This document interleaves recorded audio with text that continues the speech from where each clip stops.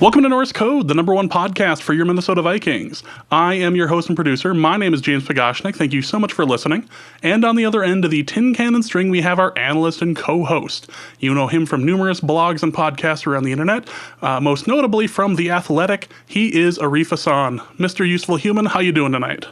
I'm good. How are you? Not too bad. I confused the girlfriend, but that's about all I can. I feel like I do this on like a regular basis. That's probably a feature, not a bug of the relationship, right? Probably. I mean, if you're going to make the mistake of living with me for any period of time, like it's going to end up happening. I'm going to make some reference to an episode of South Park from 6 years ago that clearly she never saw. She's going to sit there for a moment and do the math as to whether or not it's worth it to stay in the relationship. Then I'm going to win on that exchange, and we're just going to go back to normal. So, sunrise, sunset, another day, another dollar. Welcome to this episode of Norse Code. We have a victory to talk about. The Vikings defeated the 49ers in spite of themselves for the Week 1 victory. We have plenty to discuss as far as that is concerned. We're going to go over offense, defense, the Devil's Crowbar himself. We're going to be talking about Harrison Smith. All sorts of stuff here. But before we do, we just want to take a brief moment to thank you guys so much for listening and helping out and donating in the past and the future. Again, really do appreciate it. The donations are closed, well, in a manner of speaking. We're still accepting donations, but the drawing... please give us money. You can still do that. The drawing is closed for the London swag. So that's now closed as of kickoff on Sunday.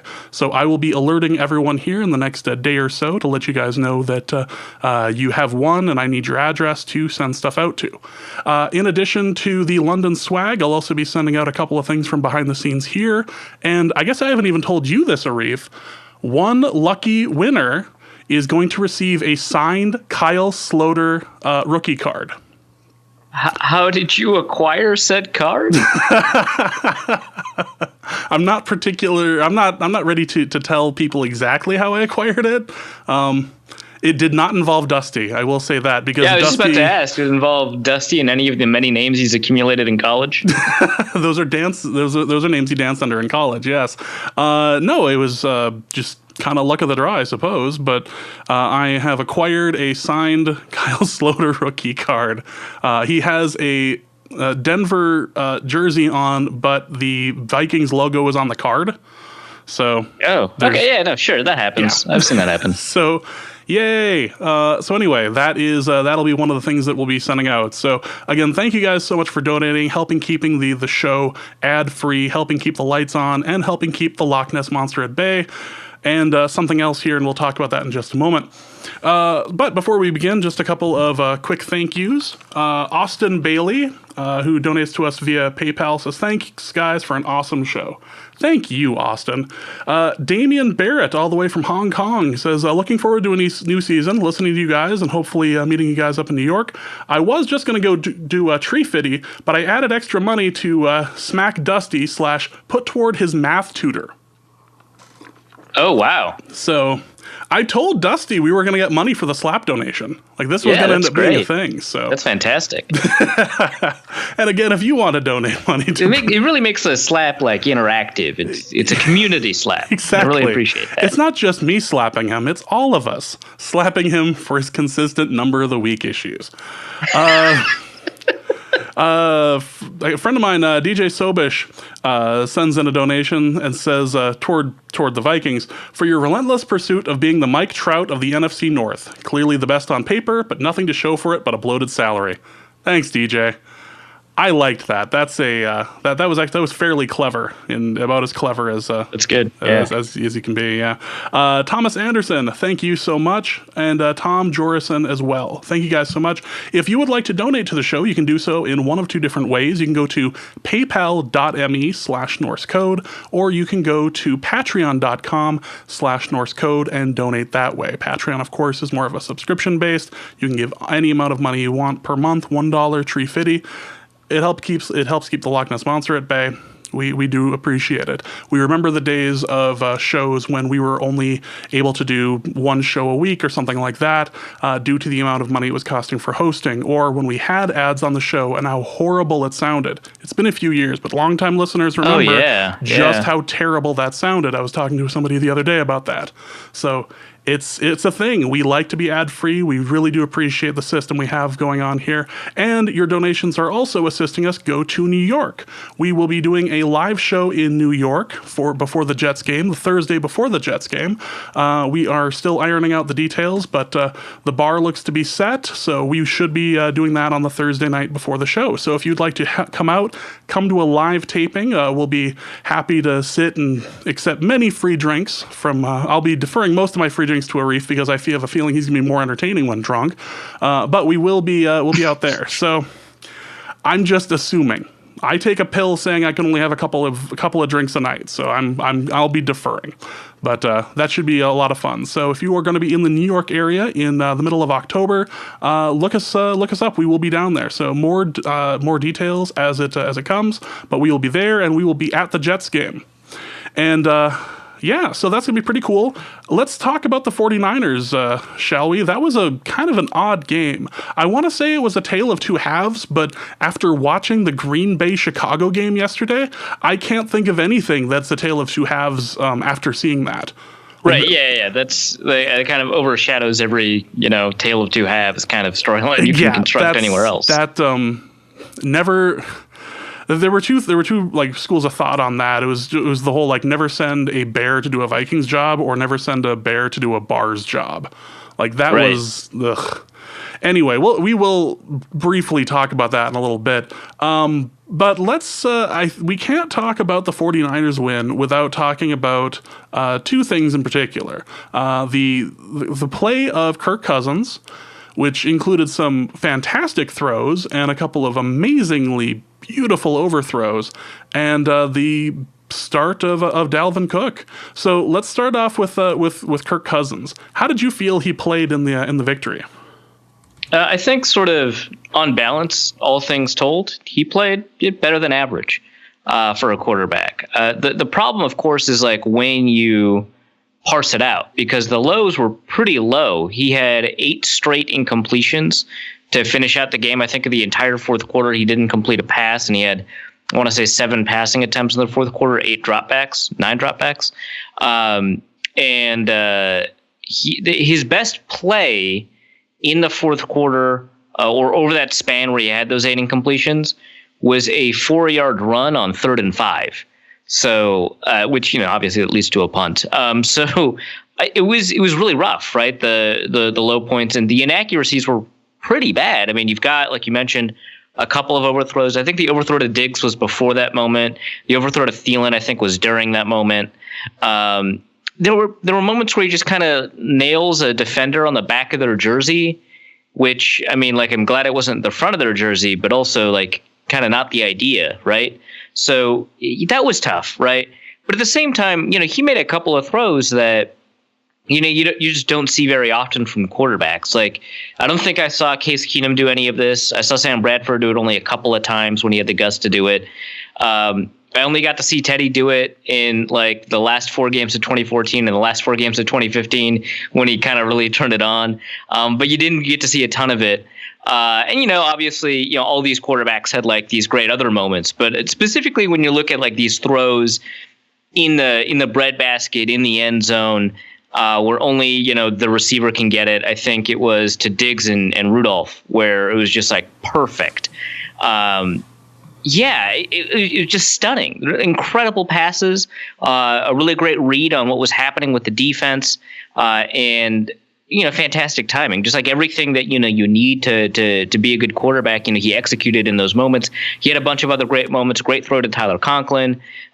Some really great throws to Adam Thielen. I think one of which he unfortunately dropped. I think Thielen had 2 drops. And then just a bunch of weird moments, like he's scrambling to the right. Diggs breaks wide open against Richard Sherman on the scramble drill, and Cousins kind of overthrows him. Now Diggs reels it in, but the fact that he has to jump up in the air and make a full extension in order to catch the pass, I mean, that's That's on the quarterback, and that really limits his yards after the catch. That looked like a Keenum catch right there. Yeah, exactly. Yeah, and that's what it reminded me of. My thought during the game was, oh my God, no one's having to jump up 8 feet in the air to catch these things. Which, Right. that was kind of a characteristic of the Keenum situation. It wasn't necessarily his fault, but the fact that Keenum and Thielen were able to jump so high for some of these things was really important. Meanwhile, Cousins was hitting him right on the numbers. Yeah, for the most part. But then you had these moments, like the overthrows deep, that moment, like I mentioned, throwing to the right. And then also, I think there's another moment where Thielen had to catch a pass behind instead of ahead. And individually, all of these things are nitpicks.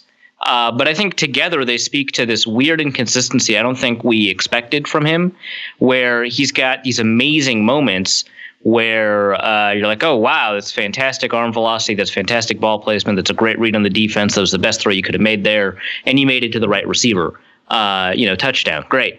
And those are moments that tell you that this quarterback is good. And then there's these other moments where you're just like, buddy, what are you doing? So that was kind of weird.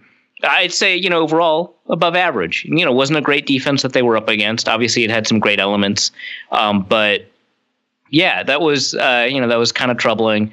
I'll watch it over again once the All-22 comes out to see if, hey, in the moments where he was a little bit less aggressive, was he passing up better throws? And, maybe that's something to take a look at. For now, we should probably just note that, hey, he did have a bunch of throws underneath to Dalvin Cook. Those worked out, so, not a ton of room for criticism. But, what if all those throws to Dalvin Cook didn't need to be there? What were the other opportunities? So we'll take a look at that. But for the most part, I'd say, an above-average performance. If he had completed some of those throws, not all of them, right? But if he had completed a minimum 3 of those 8 throws or whatever, I think, they could have extended the drive long enough to put another field goal on the board. And it would have made it impossible for the 49ers to be in a position to get a comeback. As it was, because the drives were very short, there was a bunch of 3 and outs. And because, they couldn't get into scoring position. The 49ers were able to kind of fight their way into having a 2-minute drill. You were in a situation I remember, when Mike Hughes' pick 6 happened, which I'm sure we'll talk about more in a second. It's like, oh, this is nice. This is this kind of, it doesn't salt the game away, but it makes it a huge hill for them to overcome. Don't necessarily need it. And in the end, it turns out it really feels like you did need it. And that kind of sucks. So, a lot of really high highs for Cousins, I think, in his first game with the Vikings. Some low lows, no interceptions, right? So nothing catastrophically bad. But, what the hell are you doing type stuff. So, yeah, that's kind of, I think, what we can grab from Cousins in this game. It didn't seem like his pocket presence was above or below average, so that's fine. What he did with that there. The pocket that was created for him wasn't great, but I don't think it was as bad as people were saying. One thing is that when the pressures did arrive, especially from DeForest Buckner, but occasionally from Armstead and so on, I guess there was probably a higher propensity for those pressures to turn into sacks. I don't know if that's on Cousins. Maybe those pressures just happen to be particularly quick at the time. So we'll see, right? There were fewer pressures than I think our impression of the game turns out to be. And he handled those pressures just kind of fine. It was a little odd to watch the play calling, especially in the fourth quarter. Especially after last year, considering it was much more of a play-action-based offense. And it was noticeable how little play-action there was going on, in especially the second half. Yeah, and I'll double-check those play-action numbers, I think, later on to see kind of maybe if there's something there. This has kind of been a thing in Cousins' career, right, where he's posted really good play action numbers every year he's been, a consistent starter in the league. So, the last 4 or 5 years. And he just doesn't get an opportunity to do it that often. With Washington, you kind of get the idea, right? Where they're like, well, for most of those years, they didn't run the ball well. So maybe they didn't think they could really, engineer a good play action game, which the evidence suggests that you don't need to run the ball well in order to generate a good play action game. But still, I mean, you can see why people would think that. In this game, I don't think we saw very much of it. I mean, Keenum almost passed exclusively off of play action, it felt like sometimes. And actually 40%, which is very high. But it felt like just a lot of times, like, it was just play action after play action after play action. And in this game, we didn't see a ton of it. Maybe it's for the same reason. The running game was not all that great. I think a lot of that's blocking. I know some people are saying, Latavius Murray played better than Dalvin Cook as a runner. And maybe that's the case. I would say that you kind of had a couple of instances where I felt like Latavius ended up with better run blocking and play design on his runs than Cook. Who knows? I kind of doubt it. Latavius' stuff ended up happening at the end of the game too. So a lot of his good stuff did. Yeah. We'll see. But I think that might have played a role in the relative lack of play action. Let's talk run game. Cook was out there and shined early, but this wasn't necessarily a great day for the Minnesota run game. So you think poor blocking, or was this just a little bit more rust coming off? I think for the most part it was poor blocking. So obviously Cook had a very good game. It just didn't happen to come with him, running the ball. He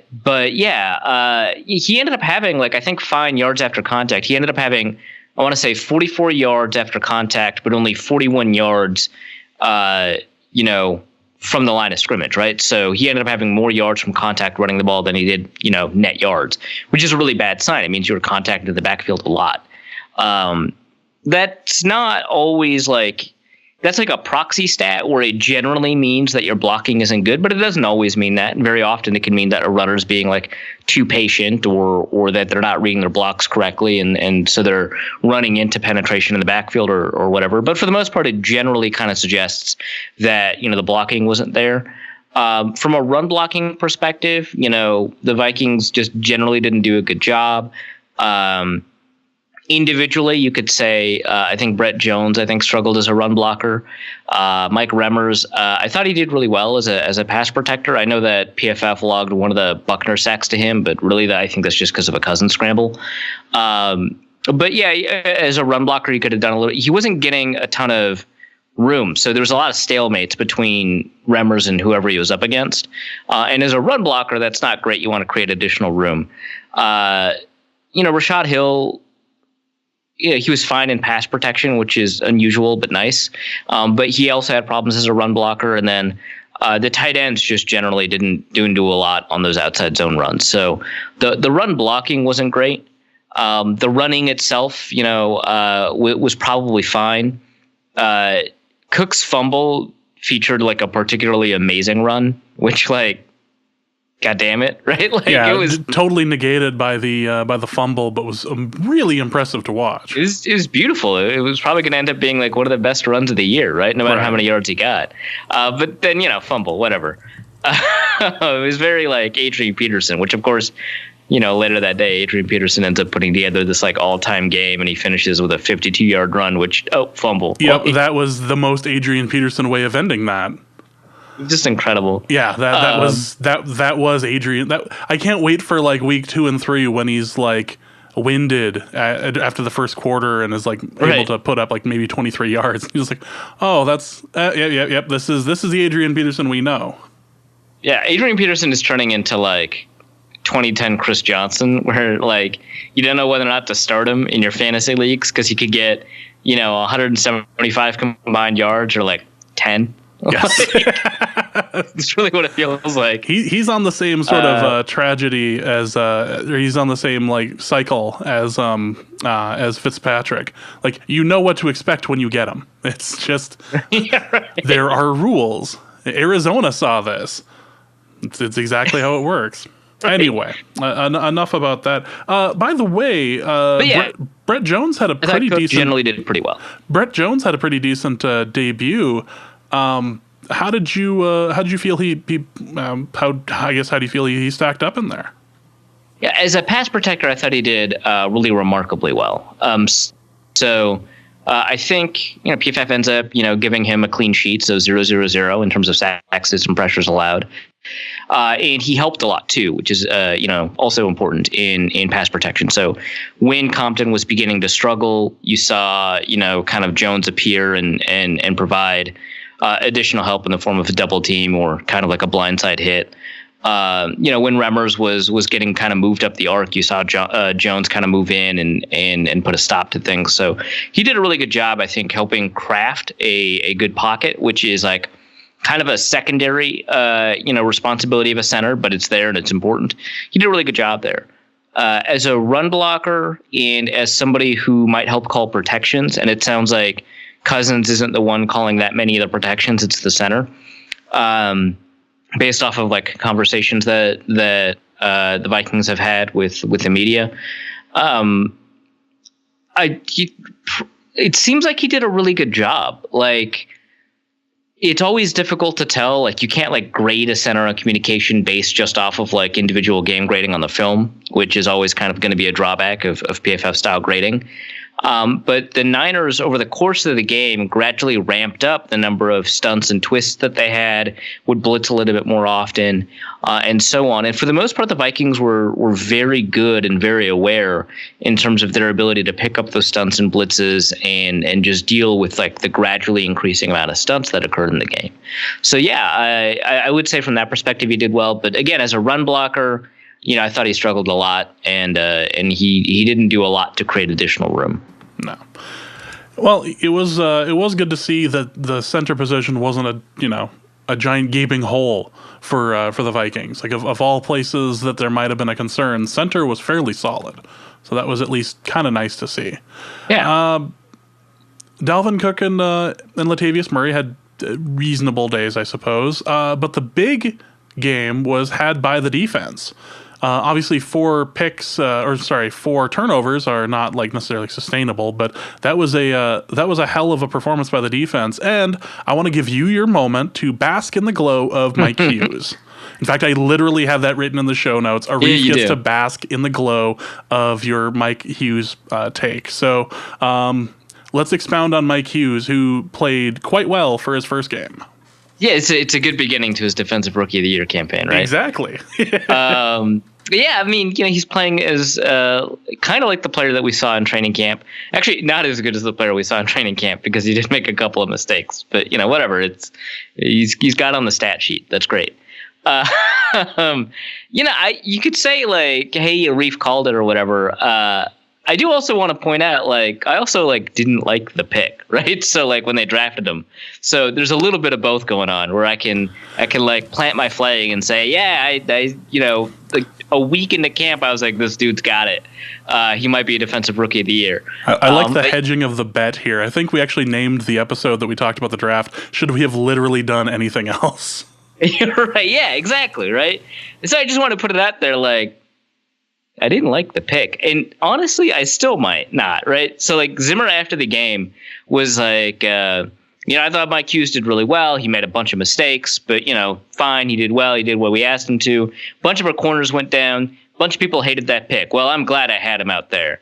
And it's like, okay, I get what you're saying. And it's, like, very difficult to argue because he had a pick 6.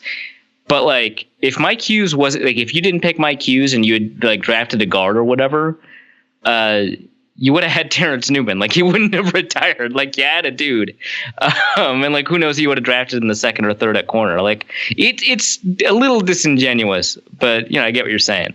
But, yeah, Mike Hughes played really well. He let a defender get behind, or a receiver get behind him 1 or 2 times. But for the most part, played pretty well. Once he's more assignment sound, it's going to be easy to just say, stick him in the slot, play him the entire game or whatever. Trey Waynes, by the way, the reason Mike Hughes had so many snaps is because Waynes was injured and kept out of the game, was questionable to return and never did return.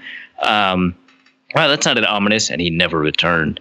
But today in the locker room, he was walking well without even a brace. Like, they put a sleeve on him during the game, and in the locker room, he didn't even have the sleeve. So he'll be probably ready to go for the Packers game. So we'll probably only see Hughes in the slot. Rip Mackenzie Alexander. That's too bad. But yeah, good job by me. Also, really dumb call, me. So I just want to get this piece of breaking news for you, because I don't know if you've actually seen this yet. Sam Darnold, the youngest quarterback to start a season opener since the merger, his first throw as a Jet was a pick six. Oh, that's phenomenal. That's that's the good stuff right there. Oh, that's great. Should have kept Teddy.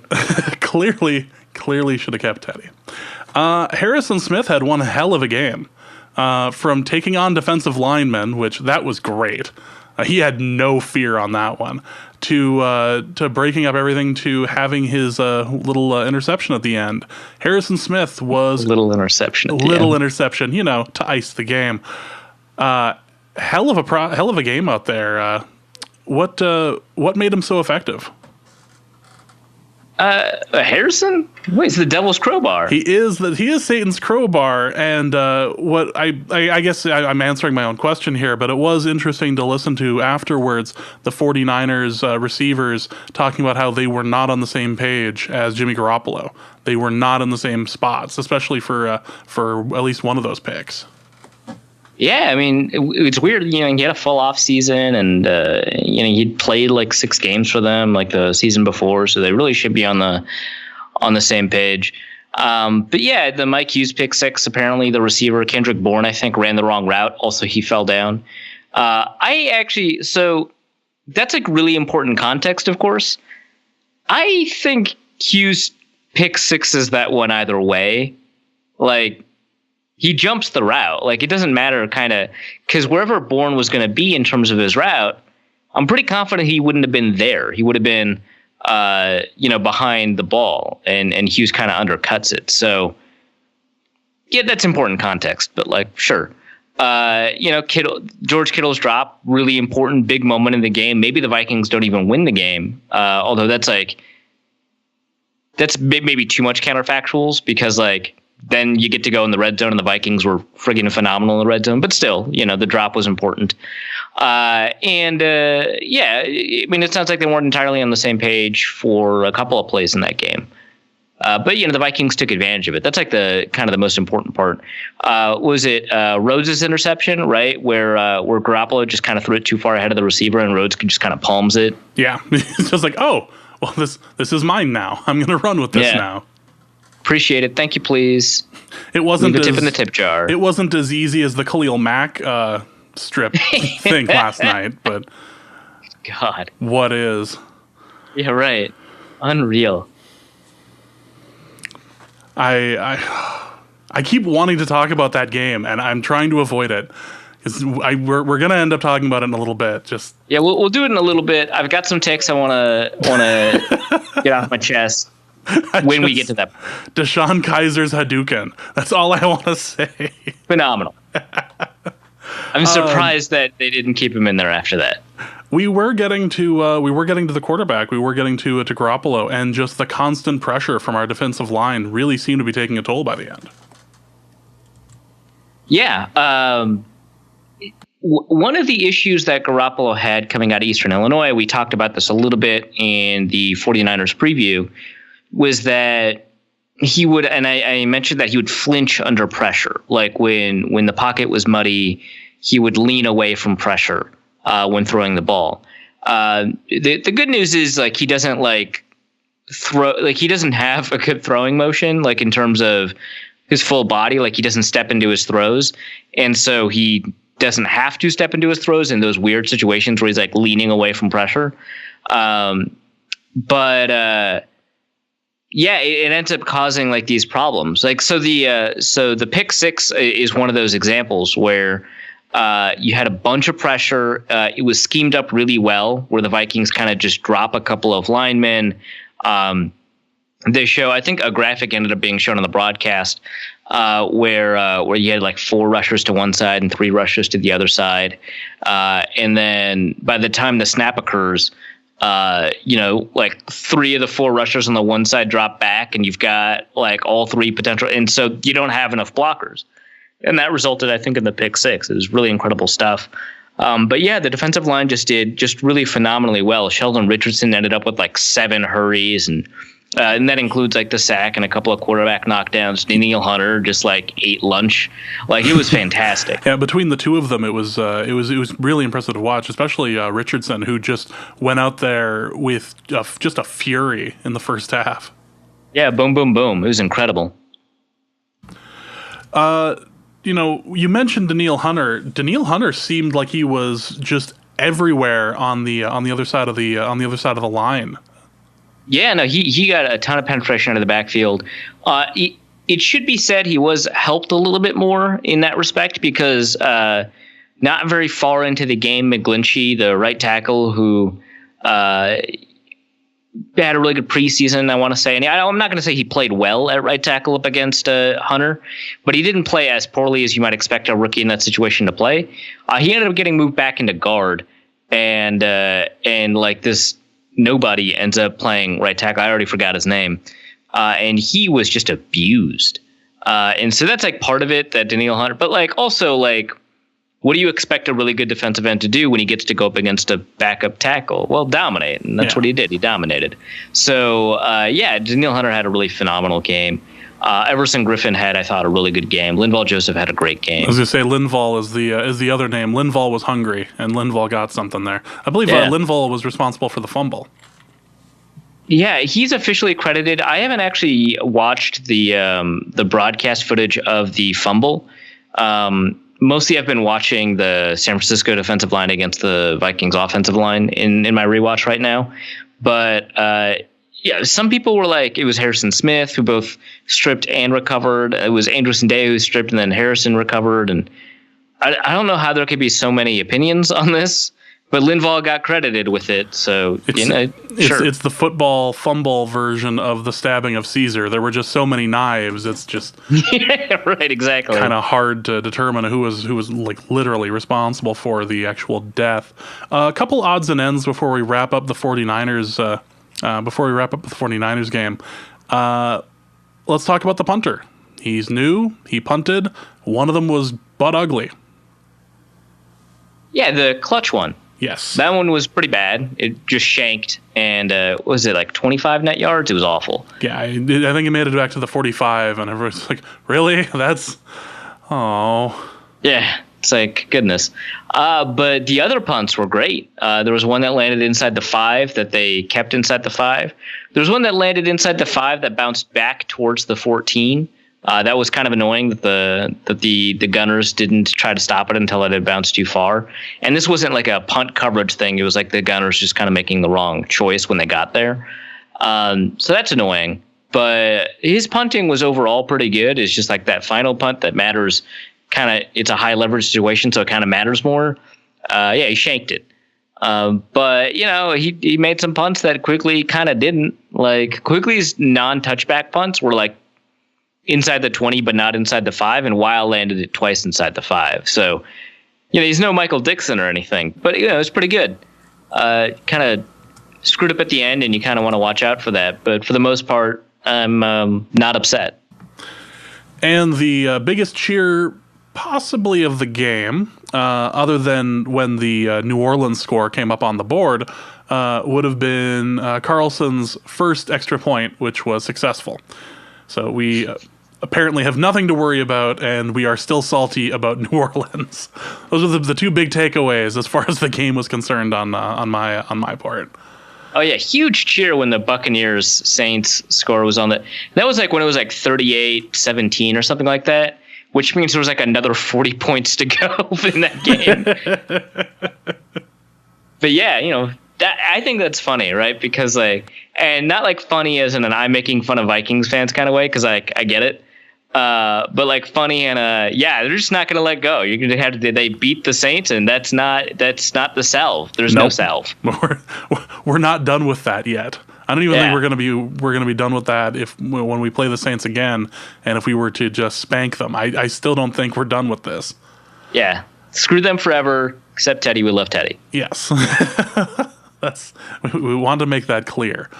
Let's just wrap it up. Any final thoughts about the 49ers game? I think so the defense just dominated, which was great. There's some more, I think, on the offense to work out in order for it to be more consistent. This is a team that is hoping not just to make it to the playoffs, but get to the Super Bowl and win it. And I think they need to be a little bit better than what they showed, unless the 49ers turn out to be a much better team than a lot of people anticipate.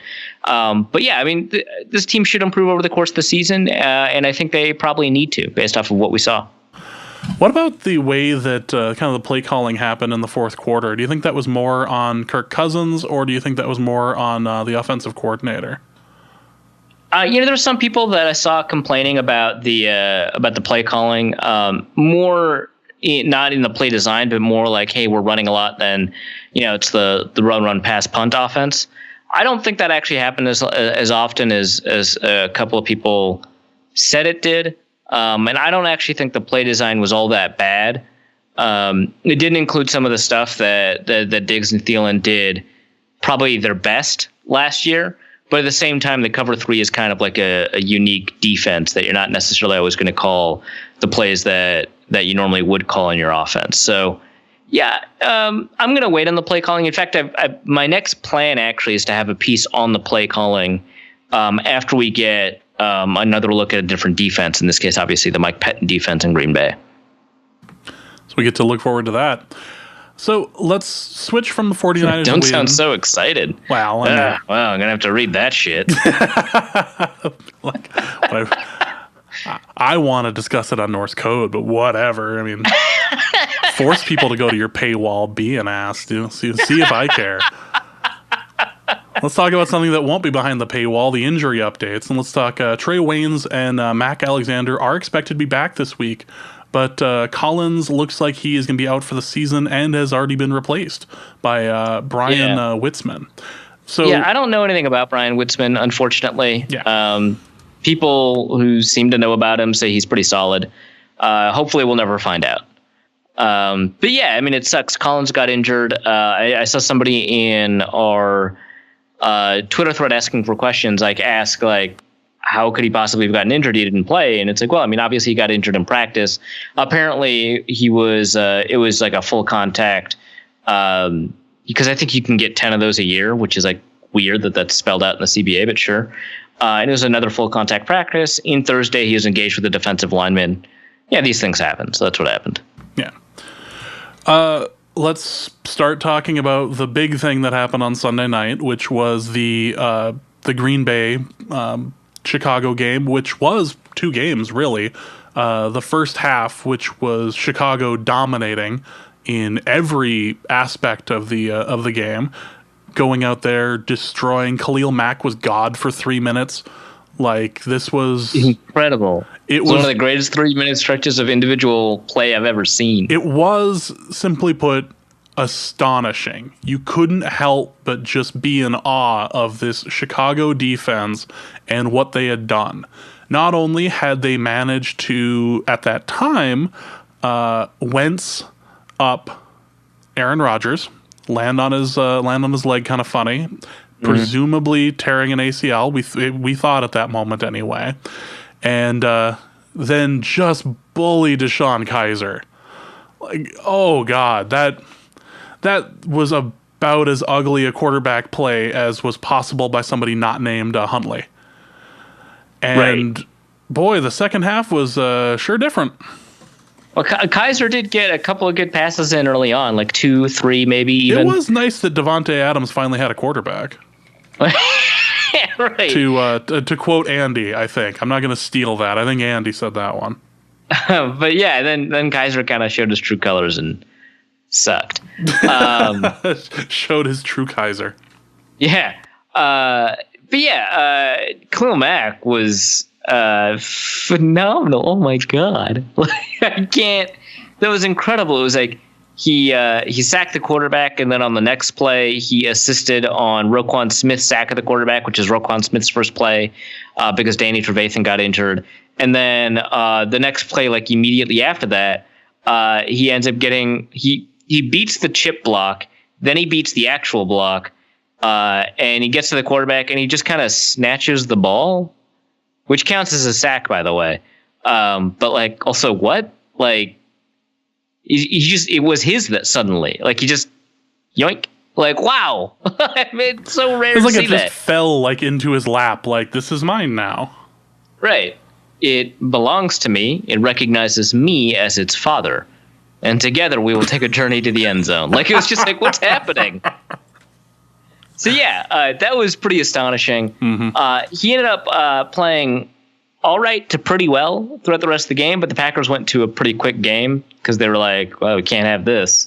Let's just get rid of the ball, like, right away. And, you know, the Bears' corners, I don't think, lived up to the promise that they showed last year. And they didn't take advantage of the fact that the Packers were playing Deshaun Kaiser in a short passing game. And then Aaron Rodgers happened again. So, yeah, great. Yeah, and anybody who has watched the NFC North over the years knows that knew exactly how this game was going to end up. Like, especially after watching the field goal at the end of the game. Like, no, we've seen this game before. We've seen, like, Halloween, the series has like 25, I think, sequels or something like that. Right. We know what's going to happen. The monster doesn't readily die. He just keeps going. And he had Bradford eyes. I swear to God, he had those like crazy Bradford eyes.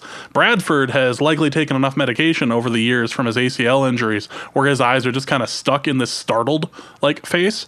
And right. Yeah, Aaron Rodgers had that startled face for the beginning. Like, well, he got so injured he turned into a Southerner. So that was true.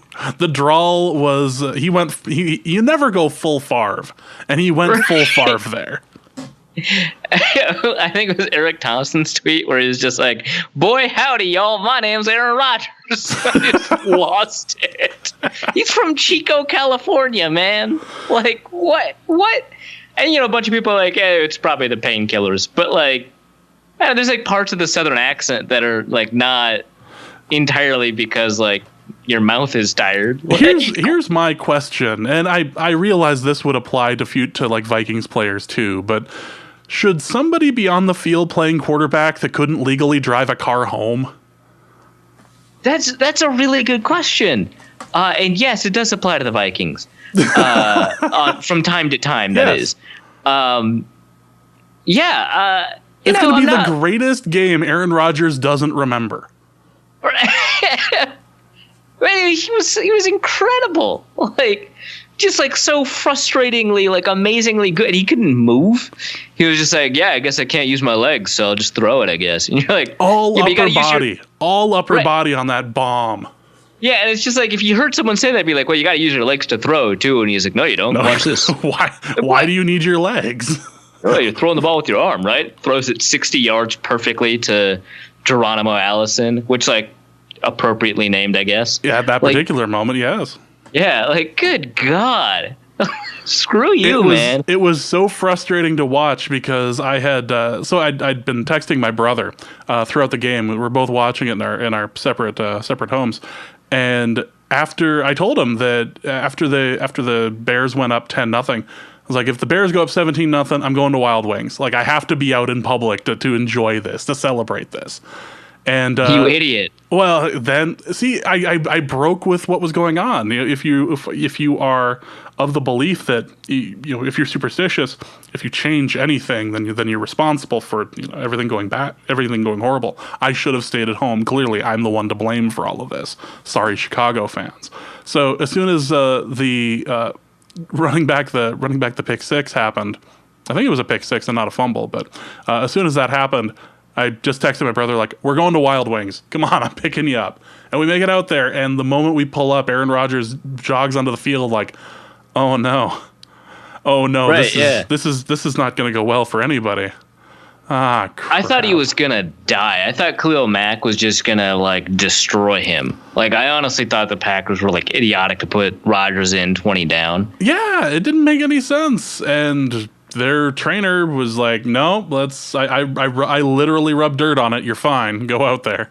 Yeah, right. It's like, yeah, we did everything you could do about that. Rub some dirt on it. Hard to find dirt, but we found it. Rub some dirt on it, and you just gotta walk through it. Yeah, here's I some of the bend my knee. Here's some of the only Russell way you're Wilson. gonna bend your knee is if you're gonna try to keep bending your knee. Here's some of the Russell Wilson bubble water. Just rub some of them this fancy on. nano water. Pain is just cartilage leaving your kneecaps. That's all. And like he was playing through like I think it's a grade 1 tear, which is technically I think it's a sprain on his MCL. So he's going to have trouble cutting for like the next 4 weeks. That seems important. It makes him less mobile, which is a positive as far as the Vikings are concerned because his scrambling was always an issue for us. However, it also means that he's forced to just sit there and like pick people apart. So yeah, so this is like one of the things where I'm reminded of. So I had to read a bunch of evidence for debate, because I wanted to be a good debater. Whoops. But one of the things that comes up is how important are rules in debate, which comes up actually quite a lot. What should we talk about and those sorts of things. And, one of the pieces of evidence we cut is about the theory of competition and the theory of play and how rules can be very important, because if you've got no rules, you can't creatively jump around those rules. You can't do anything interesting. And you can't do kind of new things that don't break the rules, but kind of use the rules in creative ways. And the example, one of these articles came up with was, Michael Jordan couldn't dunk from the free throw line if the free throw line never existed, right? Steph Curry couldn't make 26-point shots. If this example is not in the article, but it's a pretty good one. Steph Curry couldn't make 26-foot shots if those weren't enabled by the 3-point line and weren't interesting to make, right? Because you would never do it, right? So yeah, Aaron Rodgers is just gonna he's gonna creatively work with the fact that he can do less to find a way to do more. I just know it. It's gonna bother the hell. He's just gonna eviscerate people from the pocket like Peyton Manning with a good arm. Good Lord. Yeah, that was right? There's no other way. That was rough to watch the ending of, and it required more than a little bit on my brother's part to leave. Just that required a lot of drinks. Let's just put it that way. His tab was much larger than mine after watching that. But yeah, that'll be interesting when we end up previewing that next episode. But yeah, he is apparently still alive and is functioning. I question whether or not that offensive line is going to be able to hold up against our defensive rush. But again, we'll talk about that next game. Oh, the quick throws though. That was what was killing the Bears. It seemed it was like introducing the pick and roll in basketball. You're just sitting oh no, who am I guarding now? Yeah, right. So two more things I definitely want to say about the game. One, we wouldn't be talking about this if Kyle Fuller could just hold on to the goddamn ball. Yes. It'd just be wow, Aaron Rodgers shouldn't have been in that game. He threw a pick six. What an idiot. His eyes were crossed in the interview afterwards. Yeah, right. He kept saying something. He kept saying something about Waffle House and wanting to visit his family. It was tragic. Yeah, it's just we would have just been Aaron Rodgers. He's got a Southern accent and he's throwing pick sixes. This isn't right at all. And instead, we got him the very next play was the 87-yarder to Randall Cobb, which is really a 15-yarder and 80 yards to catch and run. And I know the math doesn't work out. I'm just mad. It could have been a 300-yard pass at that point. It doesn't matter. Yeah, I mean, sure. Let's count it as one. Jesus. They still wouldn't have caught him. Yeah, that's 8 DraftKings points, right there, right? Yeah, God damn it. I'm so mad. Also, I want to put this out there. Chicago Bears Twitter has found my take that Mitch Trubisky can't throw left, and they're really upset because it's true. It's not there's very few Bears fans that are just well, that can't be right. They're just oh my God, that's right. That's alarming. Oh, it was sure as hell right during the game. Right, he threw one pass complete to the left past the line of scrimmage, and it was a 6-yarder. Great. And he threw 3 incompletes past the line of scrimmage to the left. And you compare that to the 2017 season. He had a 30-some passer rating throwing to the left, and he had a 90 passer rating throwing to the right or to the middle. He only threw to the left 45 times past the line of scrimmage, whereas his past the line of scrimmage passes everywhere else is like 209 times. Like, it's bad. He has like a 36% completion rate lifetime throwing to the left, 25% in this game, and like a 64% completion rating, percentage throwing to the right or up the middle. And it's not because there's like a bunch of throws up the middle and that's like he just doesn't throw outside. He throws to the right kind of a lot. He doesn't throw left, and it's because he's bad at it. Like, there's pretty good evidence, actually. Like, we don't have a huge sample of him throwing to the left, so we can't like definitively say he's bad at it. But like, knowing that he doesn't throw left and knowing that the small sample of when he does throw left, it turns out pretty poor. That's pretty compelling to me anyway. That like, well, yeah, he doesn't throw left, and the reason he doesn't throw left is because he's bad at it. He turns into Cutler when he turns left. Right? Yeah. Oh God, Stafford just threw a pick. As we're talking about interceptions and terrible passes, it was to his left too. Why is this a thing? This is great. Someone was like, well, how was Aaron Rodgers throwing to the left? And it was like, yeah, he had 112 passer rating. So, fine. Yeah. He was fine throwing to his left. Thank you. Before we completely wrap up here and go to the mailbag, just a couple of little things around the league. Wow, Arizona looked rough. And watching Sam Bradford scramble is one of the scariest things in all of football. Yeah, that's Did you watch any of that? Not fair. I watched a little bit of it. I mean, like, you can't have that. Like, as a franchise, you gotta sit him down and be like, dude, all right, sit down. I know sitting down is bad for your knee. Sit down. Here's some ice so you can sit down. Yeah. So the reason you can't sit down is also the reason you can't be doing any of this out here. It was nuts. I watched a fair amount of the game because a friend was watching it. I figured I kind of watch along with it, and boy, Arizona didn't get blanked, but it wasn't for lack of trying. Like, they really, I've seen defenses jog like that after runners in like week 15. I'd never seen it in week 1. Right. That defense is atrocious. There is no get up and go or speed in that defense, and their offense is like a foot behind him in the race. Right. It was just he was saying, well, he had like 2 yards an attempt by the end. Like, it was just awful. Yeah. When Sam Bradford is being forced to use his legs in order to extend plays, you need to figure out another option. Because that is about as unsustainable a situation as you can possibly have. Also, former Viking quarterback from last year, Case Keenum, who threw 7 interceptions all year last year, threw 3 in one game for the Broncos. Some Broncos fans are already calling for his head. Like, really? It's week 1 and he's not, Peterman. We saw what Sway Kelly put out there in the preseason. Let's do this. Yeah, let's. What could possibly go wrong? Just sign Nathan Peterman if you really want a fresh start. Just go sign Nathan Peterman. I'm sure he'll be available very, very soon from Buffalo. Oh. Yeah. So the best weekend had by a former quarterback was Teddy Bridgewater. Yep. He was best of the weekend because he didn't play. He just backed up Breeze. Yeah, well, and the way it's looking, Matt Castle's going to have a great weekend too. It might even have a better weekend than Teddy, by the fact that Stafford's looking awful. So yeah, we'll see. It's the battle of who wants it less. All right, so we are going to dive into the mailbag because we have some awful Monday Night Football to watch after this. So let's dive into the mailbag here. So Luke Braun asked something that we kind of touched on earlier.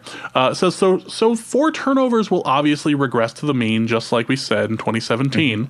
But what should we expect that mean to look like? I feel like the sample size is a little too early to make a definitive decision, but what would you think based upon how we did against Garoppolo? Right, so last year the Vikings, I think, were 22nd in drives that ended in a turnover defensively, and you'd expect them to be 16th if they were average, but they're above average, right, as a defense, and they should generate more turnovers because they can get more pressure. They have higher quality cornerbacks who have the ability to get tighter coverage, get their hand on the ball more often, et cetera, et cetera, et cetera. They're a good defense. They should get more turnovers. So their mean is actually much closer, I think, to like 10th or 8th, right? But they were 22nd, so they should regress pretty rapidly to their mean, not the mean, but their mean. 4 turnovers is pretty high, but I mean, like, defenses can generate a turnover a game and be fine. Like, you actually kind of want them to do a little bit more than that. So I would say their mean is probably closer to 2.5. You're probably not going to get, so like that fumble, half the time, that's not going to be recovered by your team. You're probably not going to get as easy as a pick six as Mike Hughes got. But I don't know. Vikings defenders have gotten to the ball a lot in practices and in the preseason, whether or not they haul it in or whatever. I would think that their mean is like probably closer to 2.5 a game. I know this sparked a thread in our replies where we had Adam West talk to Luke Braun about a couple of these things. And Luke mentioned that, interceptions are not sticky, and he means like sustainable from game to game, year to year. And then, that's a lesson we kind of tragically found out in like the season that started 5-0. I think it's 2016, right? Where the defense was scoring about as many points as the offense, and then just was a good defense for the rest of the season instead of like a historically great one. That's kind of true. Defenses, there is a relationship, and it is significant. It's not strong, but it's statistically significant between like your ability to generate interceptions for the first half of the year and your ability to generate interceptions for the second half of the year, or your ability to generate interceptions in even numbered games versus odd numbered games. So it's generally predictive, weakly predictive, but predictive. So they should continue to create interceptions. I don't know that it's something that, like, they're not going to get like 4 a game or anything like that, but we should probably expect them to generate a fair amount of turnovers. So let's go to our next question, which is from John Belk, who asks, how good does Hughes have to be to justify the pick to you? Are we talking top 15 cornerback or more like top 3? Top 3 is a lot. It's like a number 3 overall pick and like a guard, right? Guards are like less important. So really what matters here is if Hughes plays well enough for them to be able to replace Trey Waynes and what they do with the extra money they free up from replacing Trey Waynes. Maybe that means keeping Anthony Barr. Maybe that means finding a guard in free agency. Who knows, right? Maybe it means finding like another defensive tackle or extending Sheldon Richardson. All of those have different amounts of value that you can assign to them. But generally speaking, I would say if the goal is to, or maybe not the goal, if the effect is to replace Trey Waynes because of the depth you have, and it allows you to maintain some long-term relevance somewhere else, that's good. Guard is a position that matters less than cornerback by a pretty substantial degree. And so spending a first-round pick on a guard is a little tough to justify, except I think in the case of the Vikings where, you're either spending on a backup cornerback or a guard. And I would say, generally speaking, a backup cornerback is not as valuable as a starting guard. And so that's where my issue comes from. And in this case, we would have had Terrence Newman instead of Mike Hughes, and you probably would have ended up having like a second or third round cornerback if you drafted a guard in the first, right? Which I don't think anyone would be shocked by that, right? So you would have not just had Terrence Newman, you would have had like another, in theory, above average backup cornerback. So that's who you're comparing it to. So it's the value of a starting quality guard over the current guards that they have versus the value of who they probably would have drafted / Terrence Newman over Mike Hughes. And I think for that to be the case, probably a top 15 cornerback. And that's actually still really high. That's asking a lot. But he is a first round draft pick. So you do want him to be able to hit, Pro Bowl caliber. And while I normally think that that's a lot to ask generally of first round draft picks, in the situation where we're comparing a generic upgrade over a guard, I think that you raise the bar for that cornerback. So yeah, I think he does have to kind of prove to be a top 15 cornerback, and that's hard. You have to be better than people like Darius Slay, people you don't think about but are very good, Desmond Trufant. So you don't have to be like Darrelle Revis or Xavier Rhodes, but you have to be a lot better than Trey Waynes. Colin Olson asks, what are the chances we see certain newly hired nickel/DB coach trade the clipboard back in for his jersey if the Waynes injury turns out to be more serious? So it turns out the Waynes injury, as far as we know, is not that serious. He's walking around the locker room just fine. Second, NFL rules prevent this. I think once you become a coach, you can't become a player that year. Yeah. So I wanted to include that just because it was because it's clear that it's part of the NFL rules. It cannot be happening. Room Temp 6643 asks a fun question. Besides the old cliche kissing your sister, I know, right? Besides the old cliche kissing your sister, what else does a tie feel like? I tend to think it's like stepping in water when you're wearing a sock. Like there's a spill in the bathroom or spill in the kitchen. Like there were things you could have done to prevent this, and now you're going to be stuck with it for a while. Right. Anyone who has given a bath to their kid and has worn socks in the bathroom while this is happening knows this pain, because no matter what amount of water is in that tub, it's going to end a small amount of it's going to end up on the floor, and you will step on it with your sock and just sit there for a moment going, really? This is going to be a thing for a couple hours, isn't it? It's going to stay with you. It could have been worse. It could have been Legos. It could have been a number of things. Right. But it's water, and it's going to stick with you. And every time you look at the little note for your for the schedule, you're like, oh, yep, one tie. Oh yeah, I remember stepping in water. That sucked. So that's a much better analogy than the one I was going to go with, which is when you decide to go out to eat and you decide to eat at a new restaurant, and you're pleasantly surprised to find out that the prices are very reasonable, and you eat it and it's a little better than fast food. Well, I'm not going to say I didn't get, my money's worth, but I shouldn't have come here and this is a waste of time. Yeah. I'm not mad. I'm not mad. I'm disappointed. That seems fairly reasonable. Although Cleveland was super happy to not start the season with a loss. So I mean, maybe it's the best start since 2004. Exactly, it's the best start since 2004. So maybe for Cleveland in this case, they just got out of jail, and they're being taken out to a restaurant, and it turns out that the waiter is just a gigantic ass to them. And the food isn't great, but at least they're not in jail. Right. It's better than prison food. And the people that you're talking to are assholes, but you're not in prison. No, you're just at a miserable Ruby Tuesdays in Eden Prairie. That's all. Oh, that's good. I like that. Cheesecake Factory might have been my go-to there. That's good. No, I still hate Ruby Tuesdays.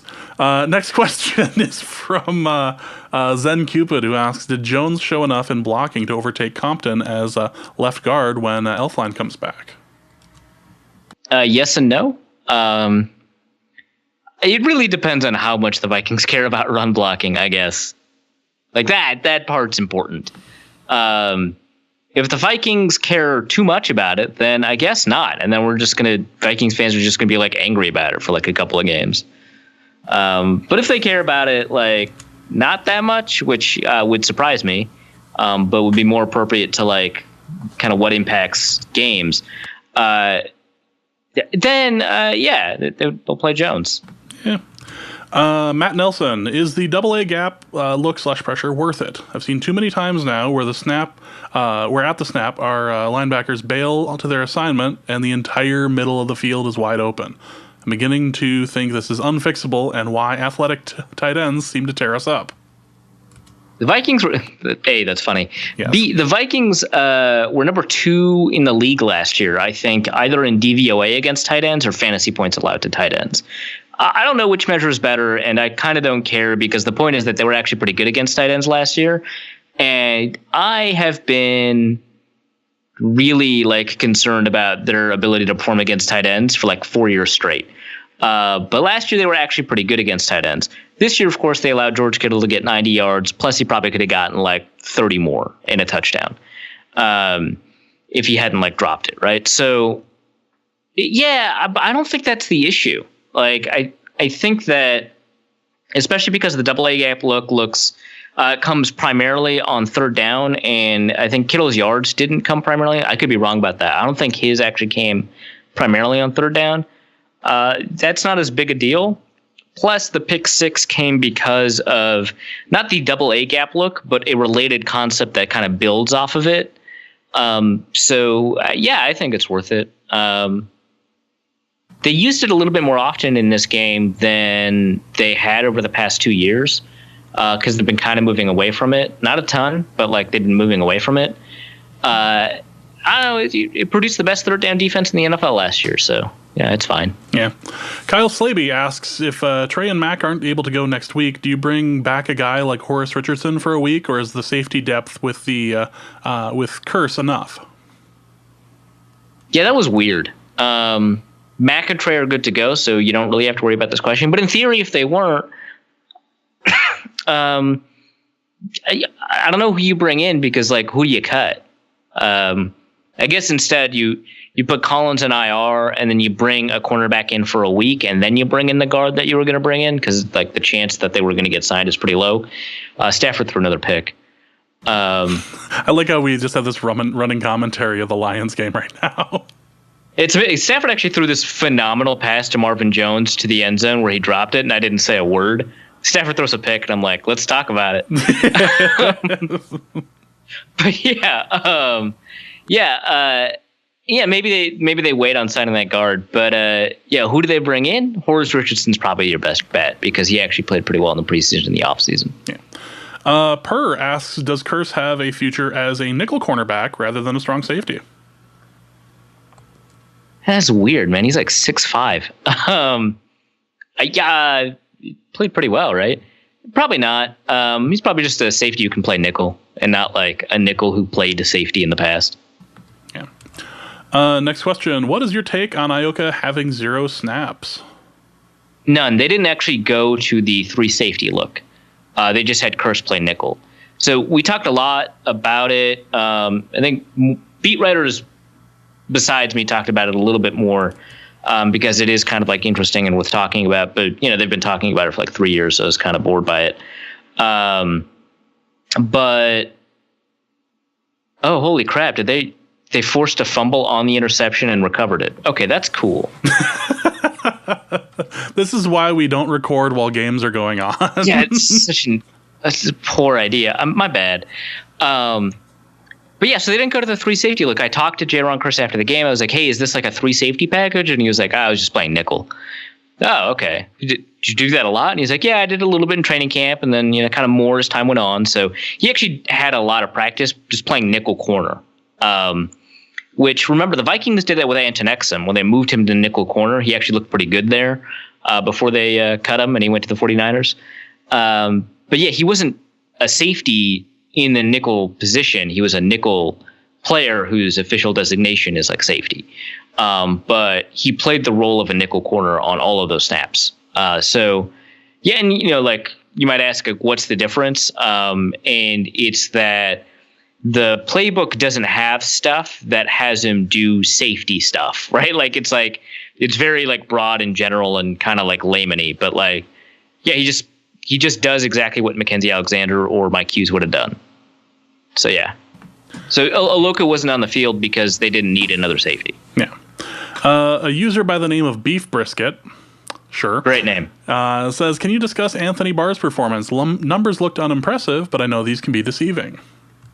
He actually played really well. Not Sheldon Richardson well, but he played pretty well. He ended up getting a pressure on one of his, I want to say 4 pass rushers. The pressure, I think, ultimately was not meaningful because I think it led to a completed pass. I don't remember. But he had a couple of stops in the running game, which was good. And he was targeted only once in coverage and allowed 3 yards. Or was he targeted? He only allowed 1 reception for 3 yards. He may have been targeted more often. That's a good sign because teams would often attack Barr by trying to figure out sort of where he was over leveraged in coverage and attack kind of the opposite hip. And they couldn't do that to him in this game. So he played really well in coverage. They didn't target him that much. He currently leads all 4-3 outside linebackers in receptions allowed per snap in coverage, which it's kind of a fake stat in week 1, but there it is. But yeah, he did pretty well. Kendricks had a much worse game. Next question is from Michael Marshall, who asks, the San Francisco tight end killed us. How do we stop Graham next week? Well, Kittle is good and Graham is washed, so that helps. Kittle is a guy that I've been pretty high on. He had 550 yards last year as a tight end as a rookie, who's doing a timeshare split with the lesser of the 2 Sellecks. Is that what we'll say? Well, I think that's fairly accurate. Yeah. He's doing a timeshare split with one of the Sellecks at tight end, and he still ended up with 550 yards. So he was actually a pretty good tight end. And he's somebody I liked a lot coming out of Iowa. He's actually got really good testing numbers, and he did really well at Iowa too. So I wouldn't say oh my God, if Kittle can do this to us, what could Jimmy Graham do? Because it's not 2015. So I'm not that concerned about Graham. I'm a little concerned, but honestly, why not use Daron Curse? He's pretty good at the nickel. If Jimmy Graham is going to be split out wide a ton, which is his preferred spot, and play tight end slot, why don't you just have a 6'5" slot corner do the thing? That sounds appropriate. I'm not worried. I do think that there's reasons to be concerned, but Kittle's 90 yards came off of the back of a performance where the quarterback blew chunks. Mm-hmm. So if Jimmy Graham goes for 120 yards and 2 touchdowns, and Aaron Rodgers ends up having 200 yards, 2 touchdowns, and 3 interceptions, everyone's going to be yeah, okay, cool, we'll take it. Next question is from Corey Rug, who has 2 questions. First one is, seeing the results of the running backs, what kind of sequencings or formations should they do in running situations to optimize Cook and Murray's best traits? Basically, what's the best situation for each one of them to be in? Yeah, well, I think when they asked Cook to run was fine. I think they should find ways to clear the box out, which they've done a little bit more, I think, on their DeFilippo. But they still bring wide receivers in and keep both tight ends on the line of scrimmage and then kind of just run it up the middle or even to the outside. And what you're doing is you're bringing more defenders into the box, and when you bring more defenders into the box against more blockers, you create more potential points of failure for your blocking to work. Cook, it does fine with power, but he's best as a shifty runner who has the ability to exploit open space that's available to him. Why not spread out and open up that space?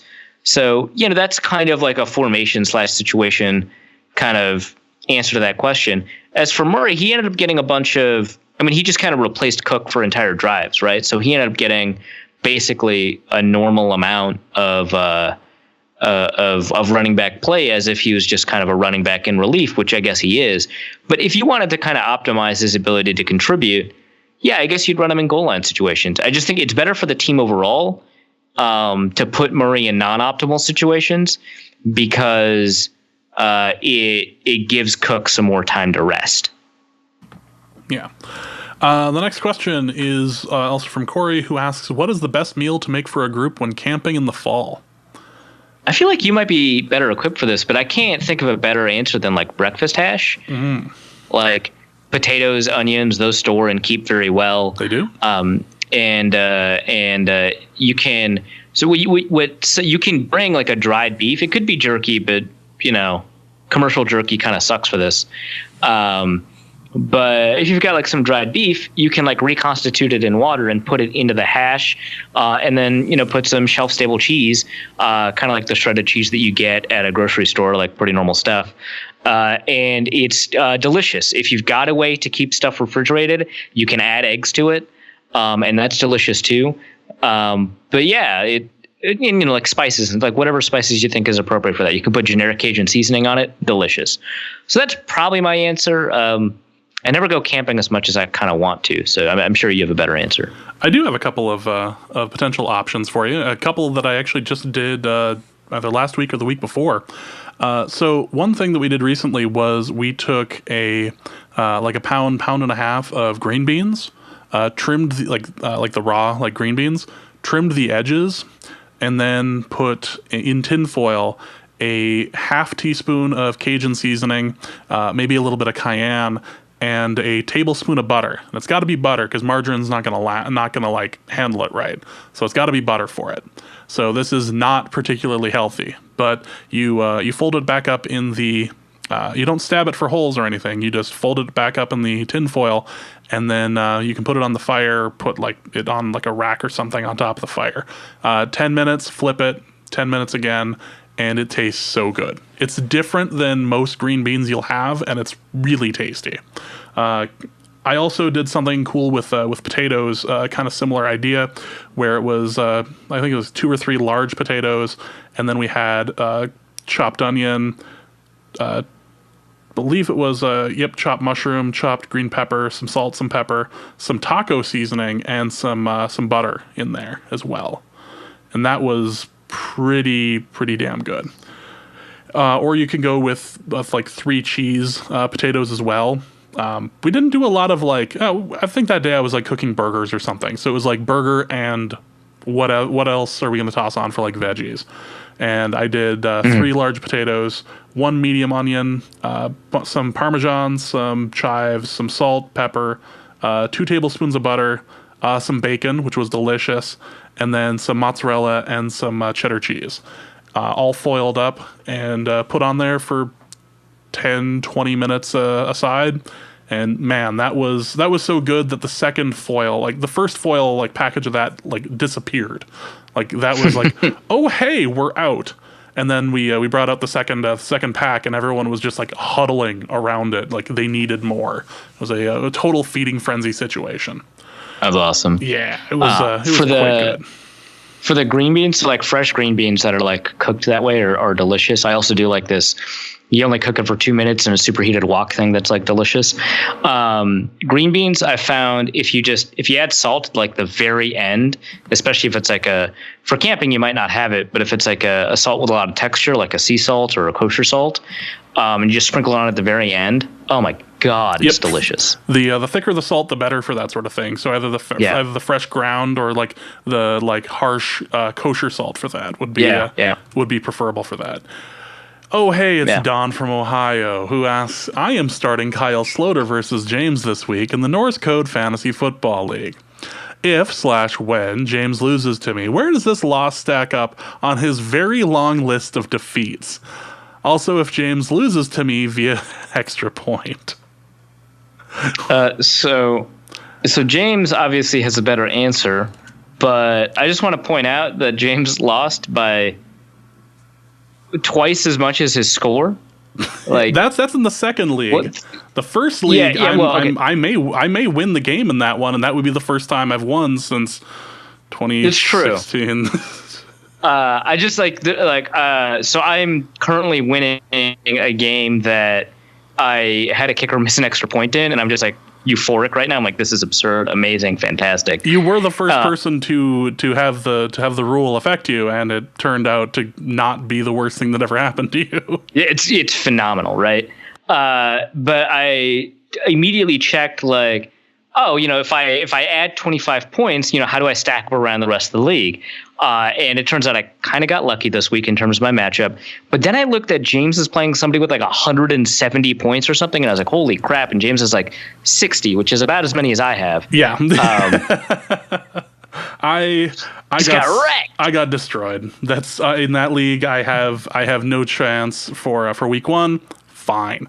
But the official Norse Code League part 1, the original league, the one that Don is in, I am currently winning. I should be winning by the time you listen to this episode. So hopefully I can be happy for the during the Green Bay recording, and I can make fun of Don from Ohio after week 2. If he starts Sloter and I lose, I will be so furious. Yeah. Wow. That's like ritual suicide levels of pain. That's bad. That's quite bad. And if I miss via extra point, it'll be worse. However, I would like to say that last year, when I was going against Don from Ohio and I lost via the extra point, that one was worse.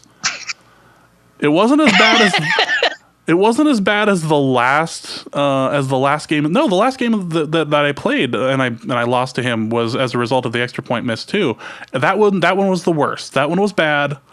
That one was right up there with Brett Favre's dad dying and then him going for like 500 yards and 5 touchdowns. As far as like fantasy football losses are concerned for me. So no, that one hurt.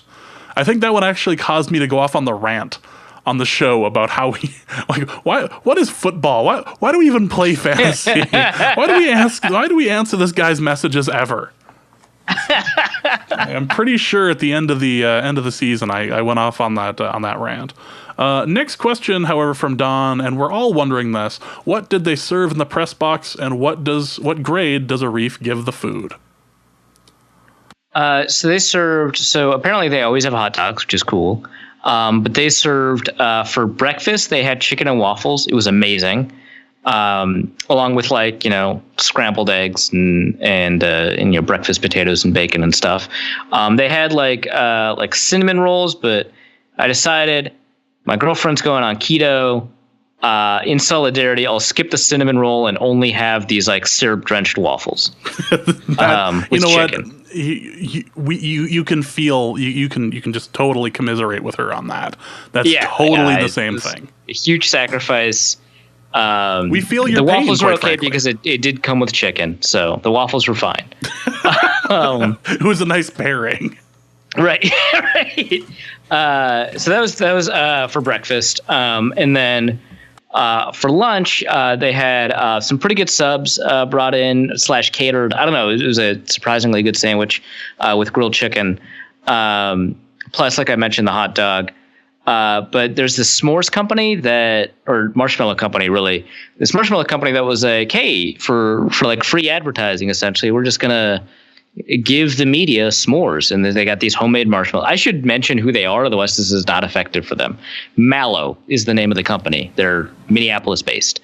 They got these homemade marshmallows. They had 3 flavors of marshmallows. You could tell they're homemade because they're cut into squares. And they told me when I was roasting the marshmallow, because they had these food safe candles. I was going to say, please tell me they allowed you to have a campfire inside of the press box. Yeah, they do the food safe you know the chafing fires for the chafing dishes. Sometimes those are not food safe to cook food directly over. These were whatever it was. And normally I put my marshmallow way above the flame so that the whole thing kind of cooks through and melts, and then at the very end, I just dunk it in the flame so you can get the crispy outside. So I started doing that, and they're like, no, this is not a preservative stuffed marshmallow. And I was like, get bent, it's a marshmallow. How is any of this keto friendly? What? No. In solidarity, I gave up the one thing. Don't worry about it. Oh, okay.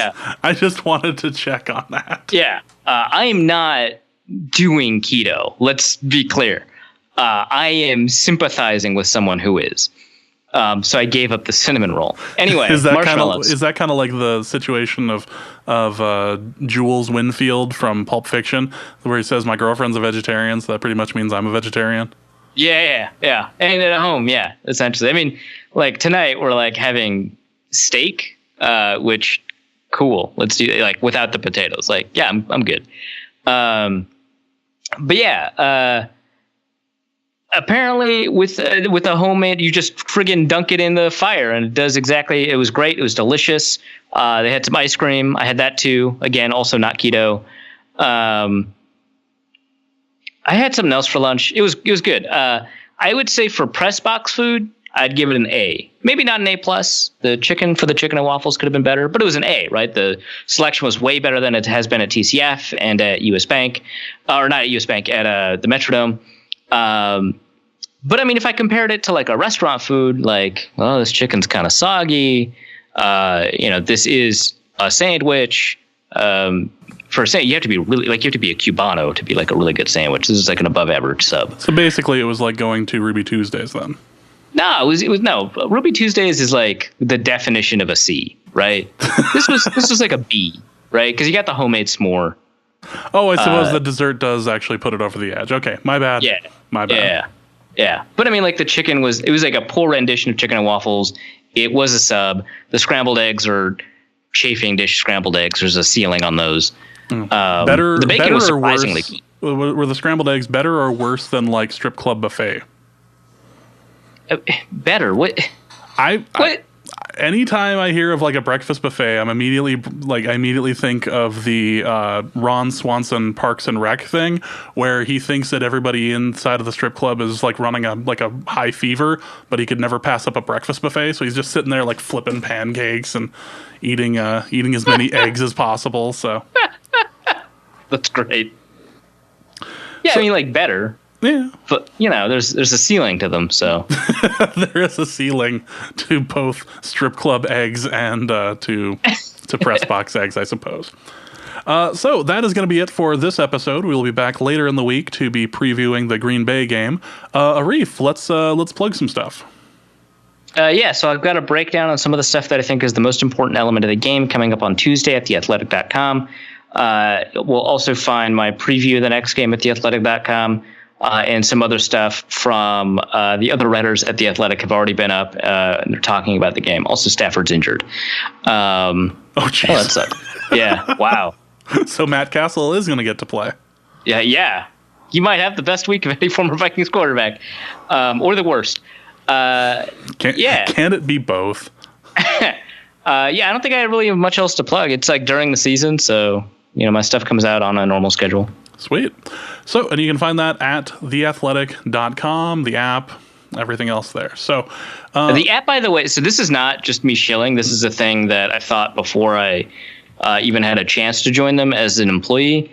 The app is like phenomenal. Like it's a really well designed app. Like most, apps that are like for news organizations are just like really bad reskins of a browser. This is a really good app. So I'll just put that. I think it's a part of the reason that The Athletic has had the successes it's had is that the app is really good. The app does not suck. Yeah. Well, very clean. That is going to be it for us. We'll be back later in the week to talk about the Green Bay game. So for Arif, my name is James. Thank you guys so much for listening. And please remember to tweet that. And we will see you later this week. Norse Code is the largest and only division of Norse Code LLC. You can find Norse Code on the Daily Norseman, SB Nation's Vikings blog at dailynorseman.com. You can also find it on iTunes, Stitcher, Google Play Music Podcasts, Spotify, or wherever fine podcasts are aggregated. Our Vikings blogger extraordinaire and generally useful human is Arif Hassan, and he can be found on Twitter at Arif Hassan NFL. I am your producer and co-host, and my name is James Pagashnik. You can find me at the show's official Twitter feed at NorseCodeDN. If you'd like to donate a few bucks to the show, you can make your one-time donation at paypal.me/NorseCode, or a recurring monthly contribution can be made by visiting patreon.com/NorseCode. Any questions or comments that won't fit in a tweet can also be sent to norsecodepodcast@gmail.com. On behalf of the Norse Code staff, we thank you so much for listening. Our formula is this. We go out, we hit people in the mouth.